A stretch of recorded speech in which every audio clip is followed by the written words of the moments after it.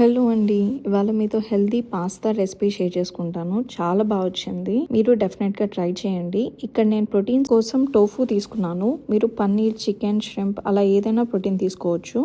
And basic masalas use చేసి marinate చేసుకున్నామండి. Like salt, garam masala, ధనియాల పొడి, జీరా పొడి, అల్లం వెల్లుల్లి పేస్ట్, పెరుగు అండ్ కొంచెం లెమన్ జ్యూస్.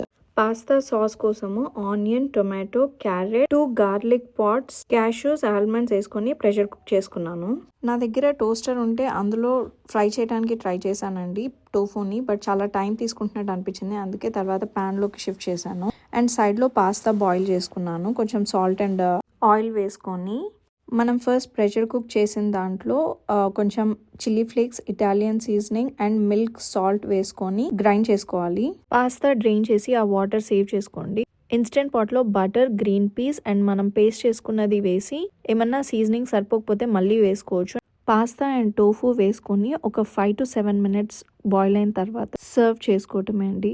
స్పైసెస్ అన్ని కరెక్ట్గా సరిపోతే టేస్ట్ చాలా బాగుంటుందండి. మా పేరెంట్స్ ఎప్పుడూ పాస్తా తినలేదు, వాళ్ళు కూడా ఎంజాయ్ చేశారు.